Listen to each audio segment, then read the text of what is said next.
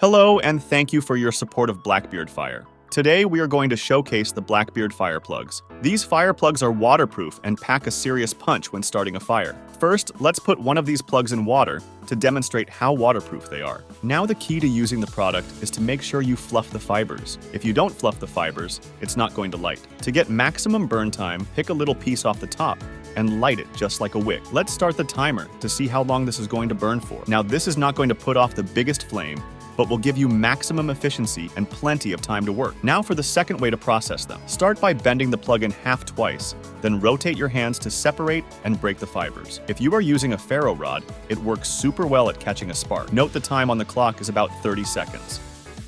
For the next process, we are going for maximum heat output as fast as possible.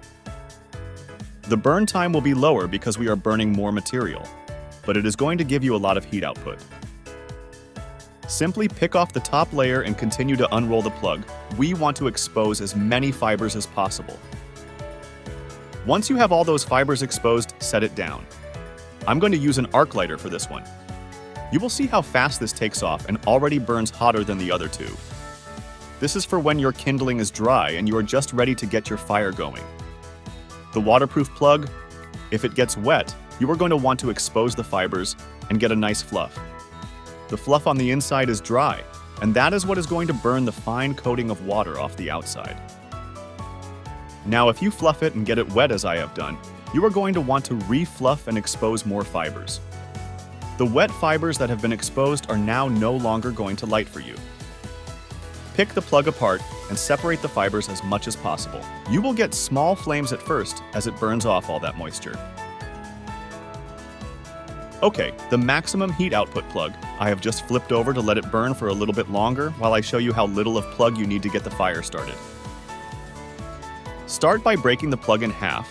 Let's only light one side and note the timestamp about 4 minutes in. The maximum heat output is just about out. We will stop that time around 4 minutes and 30 seconds. So clearly burnt faster than the other two, but put out significantly more heat in a shorter amount of time. The other ones will continue to burn nice, even, and consistent. Okay, for the max efficiency, it's just about out.